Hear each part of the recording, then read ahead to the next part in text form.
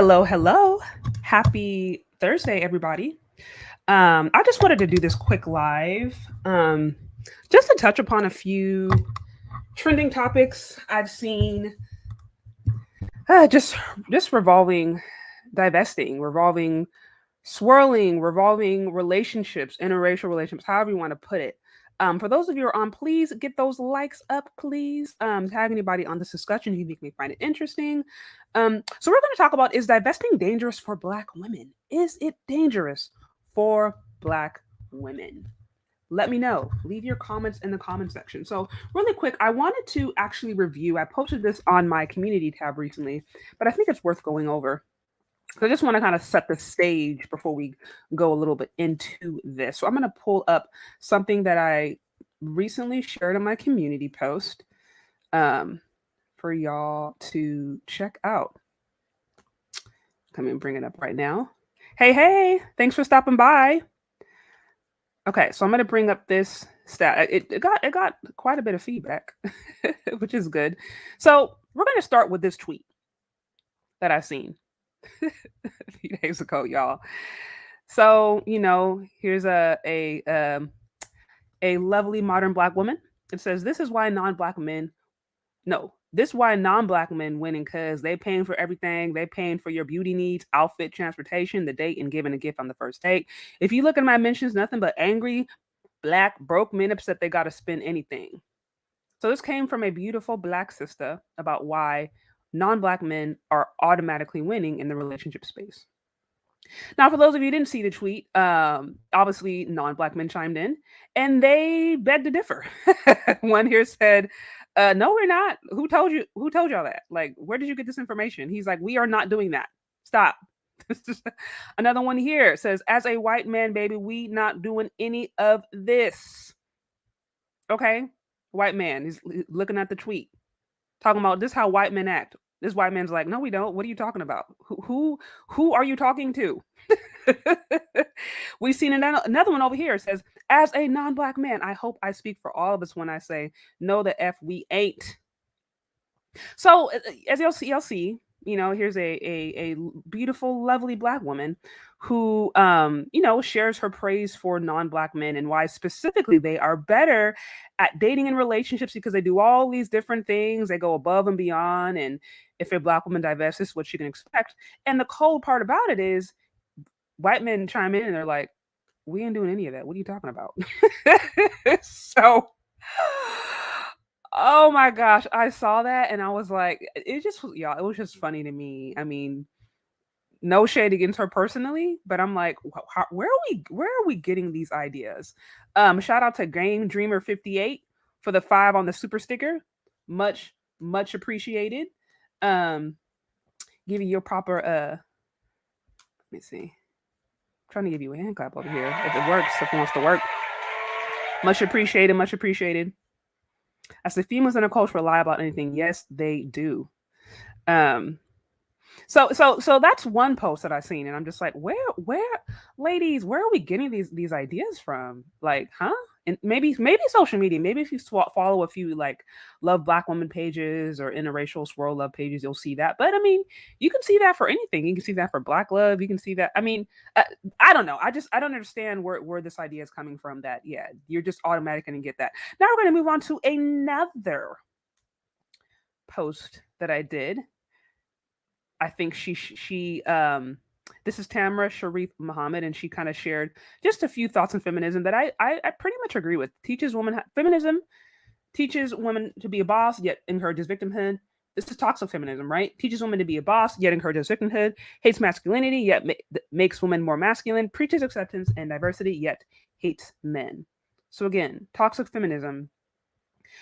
What I've noticed, I mentioned this before, is that sometimes we just want to be held accountable. There's double standards, right? There's wanting to be the boss babe, wanting to be in charge, not needing a man, wanting to be strong, and then at the same time going and crying and complaining and saying, "Hey, protect Black women. We're not being protected."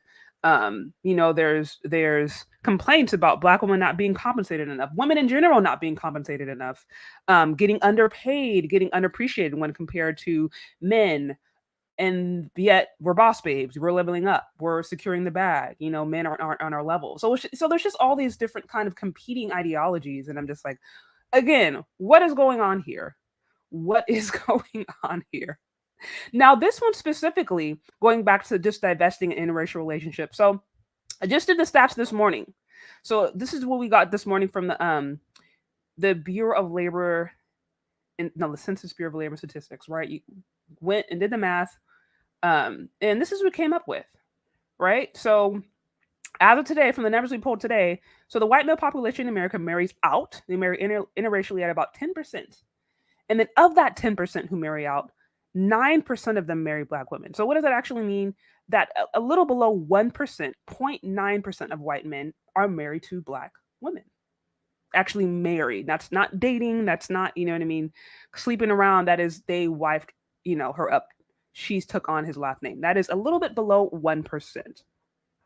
So why is this important? Um, Again, what I've said this before. I am not against interracial marriage. I am not against a person, dating anybody that they love and they want to be with. But I am specifically against, propaganda or pushing ideas that I think are just false and hurtful. As I showed you before, the post where the lady was like, "Hey, non-black men are just automatically winning because they're doing all these things." White men chime in, and he's like, "This isn't true." That is an example of propaganda, putting one group of men or one group of people on a pedestal and saying they can do no wrong, demonizing another, they can do no wrong, and not actually looking at what's going on. That, my friend, is propaganda. And for those of you who want to say that black women can expand their options by opening up to other nationalities, the reality is you can expand your options to what, 0.97%? That is less than 1%. So okay, in theory, maybe you could expand your options by what, 1%? I mean, but are we really holding our breath on that? So again, I'm not, like I said, I'm not opposed to interracial dating, but don't sit here and act like everybody out there is knocking on their door to try to get you, because that's not the case. And the cold part about it, I'm gonna read this tweet because this sums it up. So here we have, looks like a beautiful curvaceous black woman, says my white boyfriend says he's scared to commit because his family is racist and he doesn't want to lose his trust fund. And you know what? I respect that. Here is a black woman admitting that she's dating her non-black boyfriend, and he basically tells her, "I can't wife you up because if I wife you up, I'm going to lose my trust fund." You know what? I have friends that I know personally who have told me this, who have told me that they have parents who are like, if you bring home this certain ethnicity, you will lose your inheritance. This is a real thing, y'all, especially when you're talking about marrying into wealth. And as I showed you before, if we look at the stats, and it's 1% of white men who actually have a black wife. Now, again, of course, this is probably going to vary by areas. Like I know a couple of people. I know a couple of people in my family, friends who have black wives, white men with black wives. So in certain areas, I feel like it's more concentrated. But if we look at the overall population in America, this is what has been reported. So it is a small percentage. And white people historically are the least to marry out. They are a lot more likely to marry within their race. And then especially the more wealthier you get, you know what I mean? You're talking legacy, you're talking money, you actually have something to lose. You think a rich wealthy white man that goes to country clubs and golf clubs and fraternities and is involved in that is going to just, he has to weigh politically how him dating or marrying outside of his race would affect him. And like I said, if we actually look at the numbers, again, we're seeing it is a rather small percent. So let's not just say that it can't happen. It does, but as far as wealth is concerned, when you start getting into the wealthier classes, especially when people are marrying, they have to weigh how that is going to impact their community. And unfortunately, we still live in a time where if a man, especially a rich man, decides to marry out or wants to marry out, he has to potentially face criticism from his family, his parents, his community, people he works with. Those are all things that he has to weigh into consideration. Again, you don't believe me? Here is this beautiful, black woman who was saying, he was honest with me. He says, if I marry you, I could lose my trust fund. And she's like, I'm not even mad at it. So that is a very, very real reality that we should not overlook. So again, that's what I'm saying. Anytime we want to promote interracial dating or marriage, you got to look at what's going on and what are the actual implications. It's not just always fairy tale. People can do it, but especially when you know you're looking at men of wealth and men of means. They're accountable to their community, they're accountable to their culture, their parents. And unfortunately, us black women, we don't really have a good reputation. It's unfortunate, but our image has just been so it has been just demolished on all levels. And so men think about that. Wealthy men think about that, especially when they think, okay, do I want to bring this person to my business meeting? And what ridicule could I potentially face? So a man has to weigh that when it comes to marrying. So again, that's just I wanted to bring that up. So those of you who are on, please get those likes up. I want to see at least 58 likes. Again, if you want to show support to the show, you can find me on Cash App or Venmo Shay Sade. Also, a special shout out. Let me do a special shout out real quick because I saw some Cash Apps come through earlier this week. I really hope I do not butcher this name, but I want to give a special show. Let me pull it up real quick, y'all, while I'm here. Um,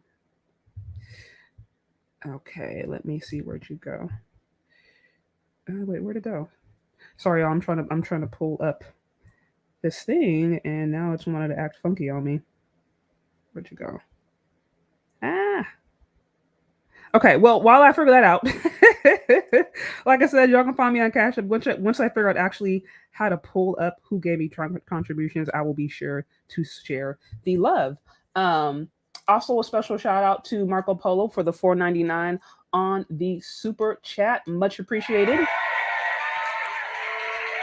And yes, thank you, Eugene Steele. Y'all get them likes up. So moving on. We're going back to the question: is divesting actually dangerous? So what I covered off earlier today is that right now, we're talking nationally. White men specifically are married to black women at a little less than 1%. This is based upon the numbers that I just did earlier today.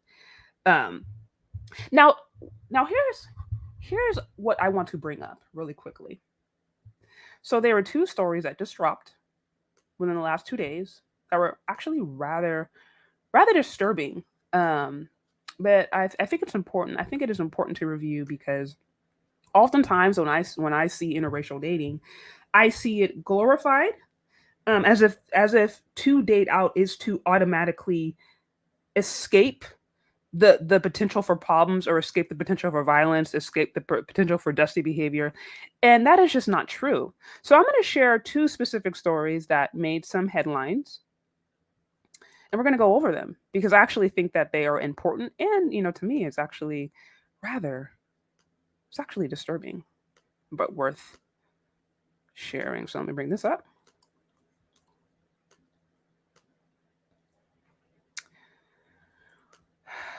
Okay, so I'll start with this one. So lovely family. These two individuals, as far as I understand, they were previously in the military. I think that's where they met and married. They have two lovely children, and they were implicated in a murder suicide. What happened was, see this. I saw this actually. Let me see.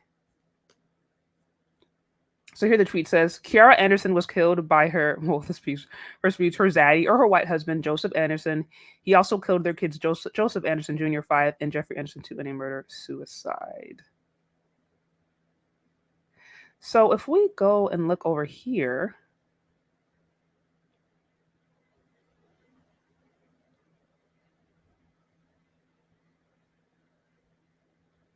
see, let's pull this up. I'm going to pull up the article that it links to, just to go into it a little bit more briefly. Get rid of that. Okay.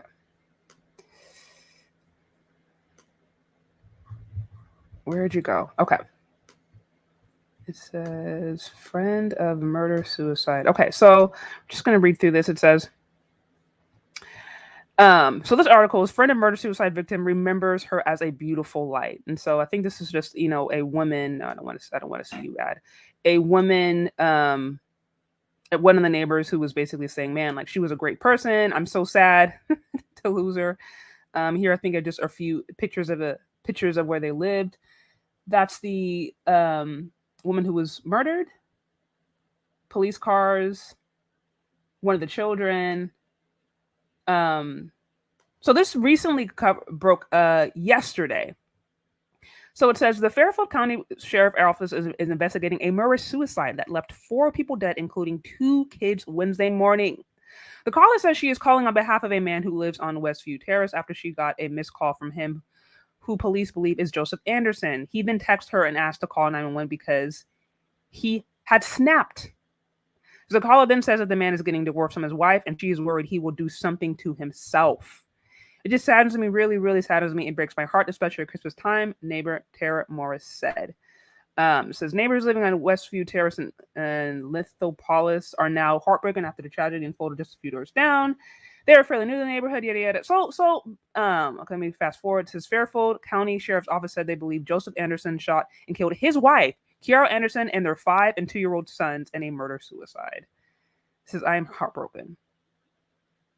So it says they were both Army veterans. So tragic things happen when you don't take care of your mental health. Yada yada. So it just goes on to show where they met. But make a long story short, they were married and she got killed in a murder suicide. From what we can tell, this was a African American woman who had married a white gentleman, and they were married for some time, had a lovely family, had recently moved to Ohio, and they had, according to some of the videos that I saw, they had different mental health problems, and were, I think, seeking or looking into getting that addressed. But I guess before they got to that point, dude cracked, and evidently they're still trying to I guess clarify this, but evidently he texted somebody and said, oh, I snapped, I cracked, and woman got shot, the kids got shot, and then he shot himself. So the reason I bring this up is because, y'all, this is real life. Domestic violence, DV, situation like this happens all across the board.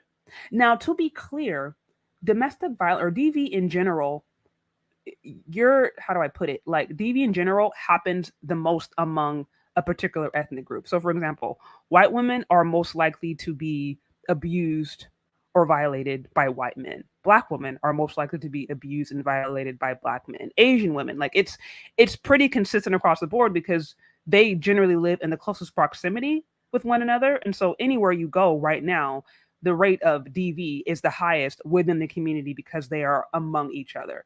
But I would not say that just because you leave the community, just because you decide to marry outside means that you are automatically just going to escape problems. That is just fantasy land. And like I said, if we continue to believe that, then we are just completely off the charts and we could be putting ourselves in really detrimental situations and overlooking red flags. One of the neighbors had said, or one of our, I think, best friends on the videos had said that, they talked about, again, doing therapy, different things to address their mental health. And y'all, people need to address their mental health, whether you are a white man or a black woman, or you're married to a Latino man or Hispanic man, whatever. Like, mental health issues happen across the board. Okay, addiction happens across the board. Abuse happens across the board. Like, I don't know where people come off thinking like you just automatically leave one community and you go into another community and it's all safe. That is literal fantasy. That is literal fantasy. Literal. And so, like I said, this is a sad story. I think this just hit about like 2 days ago. But this is a reality, y'all. People get hurt. We have a African American woman and her kids, and now a man who were shot and killed. Okay, she was shot. The 2 kids are shot. Authorities are saying that they believe that the husband, her white husband, is the one that was responsible. And then he eventually committed suicide. So y'all know about the Ray J Black situation that happened. I think it was like a week or 2 ago. Everybody was, off the charts about that, where this African-American man went and killed his ex-wife, his what they call preferential or non-black ex-wife, killed his girlfriend, then shot himself. That happened. Here we have a same scenario. It's the exact same thing. It's just I guess the ethnicities are switched. A white man cracked, text somebody and said, I literally snapped. And according to the report right now, suggesting that he killed the wife, the kids, and himself. This happens across the board, y'all. So let's not act like if you decide to leave the community that it's going to automatically be better because that's just not the case. People still get hurt. Now on to another story. On to another story that this just dropped, I think, earlier today. If I'm not mistaken, it was either today or yesterday. For those of you who are on, please get those likes up. Tag anybody on this discussion who you think may find it interesting. We're talking about whether or not divesting is dangerous for Black women. As I went over earlier today, just pulled the facts this morning. White men, right? Date no, not date. White men marry Black women at a rate of about 1% nationally. Now, again, you may in certain cities, in certain areas, see it may seem like it's higher, but nationally, right now, white men are marrying Black women at a little bit below 1%. I think it's 0.97% to be exact. I covered this off of my community tab. So, to be fair, these instances are going to be happening at a very small rate. Well, at least among married people. I can't speak for I can't speak for boyfriend situations, but let me pull this up. This is another really sad situation. I hate seeing this. The reason I think it's important to cover this off too, because I hear a lot about protecting Black women, which I think is really important. We do want to do that. We want to cover off the situations where they are abused and they are misused. That's all. It's all important. But y'all, we can't just cover it when it's in one situation. If it's a Black dude doing it, everybody is so quick to point the finger and talk about, see, this is why this, see, this is why that. But Black women get abused in different scenarios, y'all. So like I said, let's be real. So here's another situation. Okay. This is one sad. She's really young. It says a 23-year-old Black woman met an older white man on a dating app. She ended up dead in her apartment. The white man alerted the police, and the police said he was a nice guy who does not need to be investigated. So I'm going to click this article. We can go into it a little bit more deeply. If it lets me, let me do this. Now that's interesting. He does not need to be, He does not need to be investigated. That's a new one. Okay, let me see.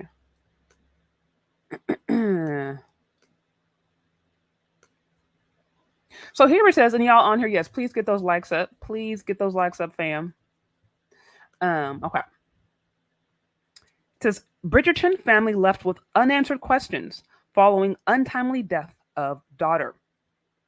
Okay. So, oops. Or no, I think it's this one. Which one is it? Y'all got so many. I got so many of these up. I'm trying to figure out which one it is. Okay, it's this one. Okay. So it says a Bridgerton family says they are not getting the answers they want.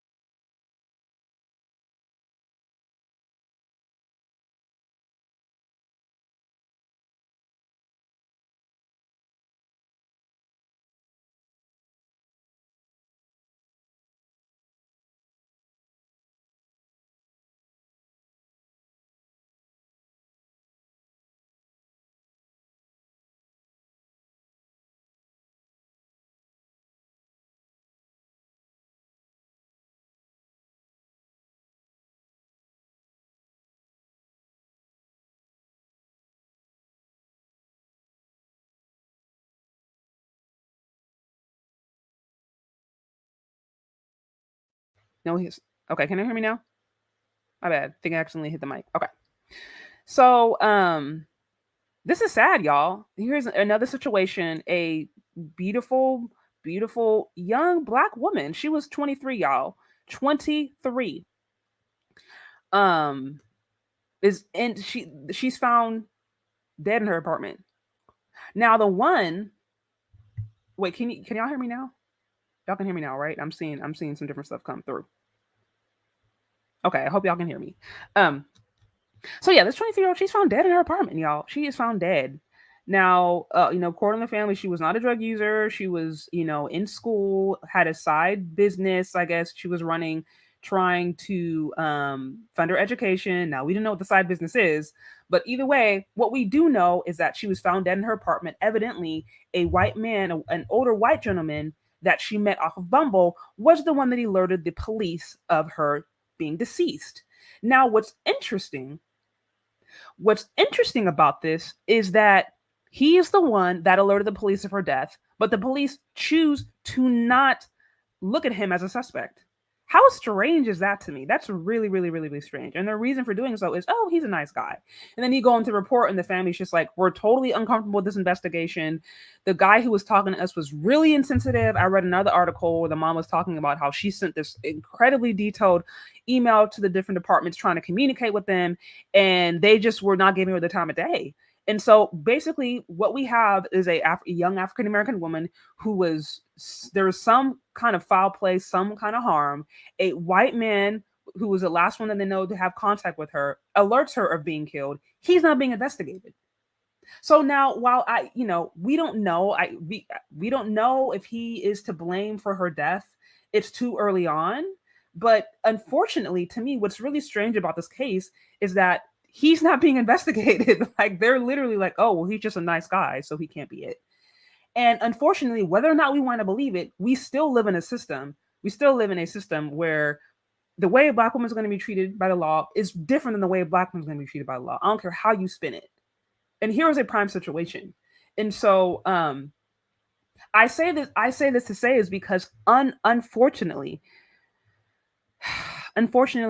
we don't live in a society where people are treated equally. Like, I mean, it is what it is. And I'm like, black women, black ladies especially, do not think that you dating out means that you're going to be free of danger. That is not the case. Like I said, you have dangerous white guys, you have dangerous black guys, and unfortunately, whether or not you believe me, unfortunately, we live in such a system where white men historically have not necessarily been charged, or they have not been held accountable for the abuse or the black or the abuse towards black women. It's not that, it's just not the same. It's not the same. And there's reason for this. Like I said, that's a whole nother podcast, a whole nother conversation. But we can't act like that doesn't exist. Here's a prime example of a man. If this was a black man, he would have been a suspect. Easy.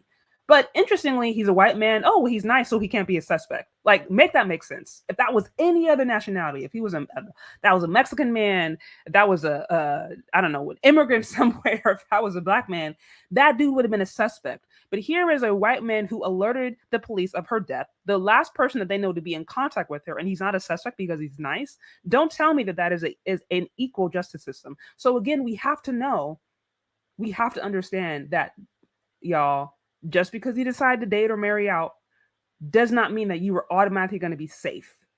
You still got to know that at the end of the day, crazy exists in everybody. And unfortunately, we live in a system that allows some people to be more crazy and get away with it, and other people get penalized harder. So, that's all.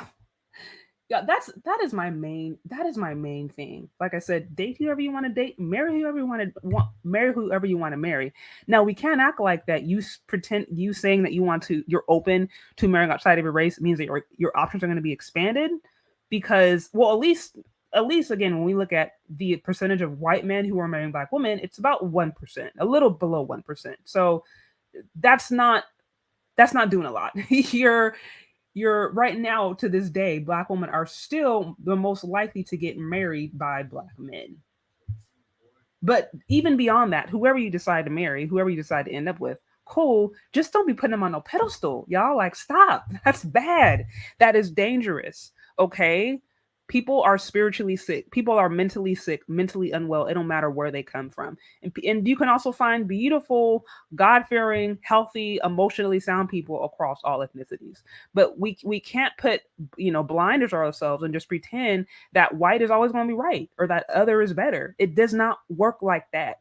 That to me is the definition of self hate. And that's the kind of stuff that causes people to end up in situations where they can be really harmed and nobody wants to talk about it.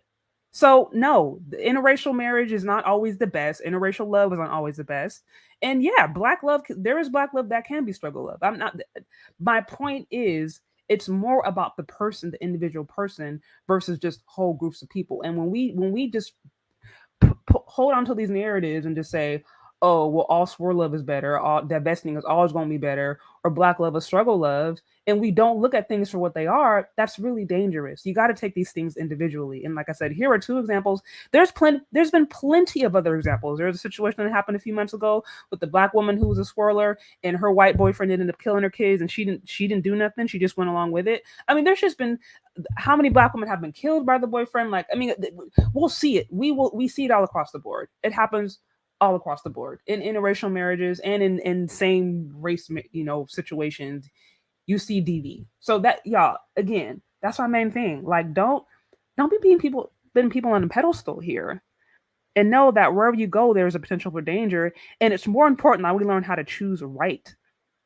That's why I really really think more importantly, it's like the most important thing is to first start with yourself. Get yourself healthy, really focus on a strong relationship, a strong connection with God, and then water seeks its own level.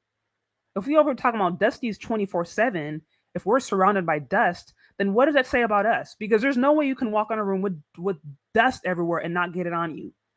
So if we're constantly talking about dust, the dust, the dust, the dust, the dust, then it's like, why are we surrounded by dusties? And then again, what is that saying about maybe our ability to choose or where we are at mentally? So that's y'all. That's all I'm saying. I'm not here, marry whoever, choose whoever, but we can't do that by pushing and promoting propaganda and saying that white is right, other is better, black love is struggle love. Like y'all, that's the quickest way to harm.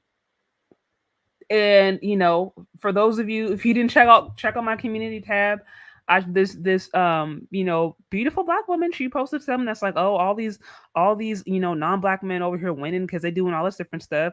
They paying for all these black girls and they meals, and they giving them gifts on the first date, and they're taking them to vacations. And so she's painting this whole picture of how these non-black men are treating black women.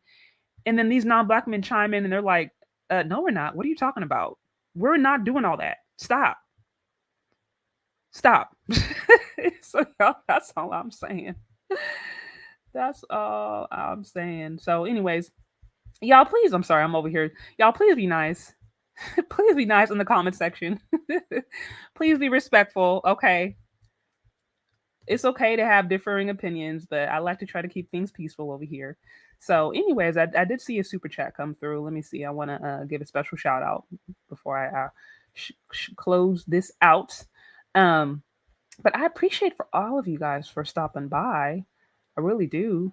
I think I'm going to be going live a little bit later on with Chantel Simone. So definitely stop by her channel if you are available. So, okay, so it's the orange pill. I say what they will say is that black women are married to white men at a low percentage because we were taught to be race loyal to black men by family friends.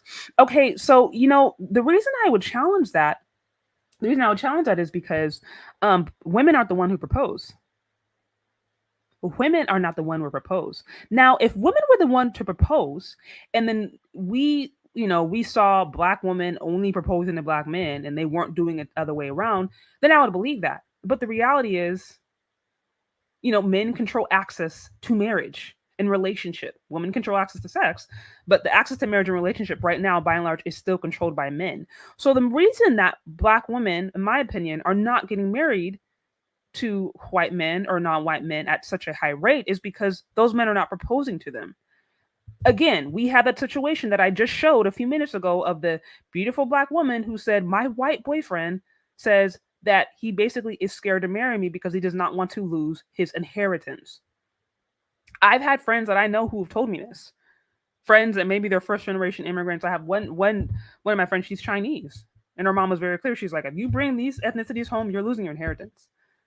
So y'all, that is a real thing. So that's what I'm saying. So while that I could see why that would be said, the reason I think that is a false narrative is because men are the one who propose.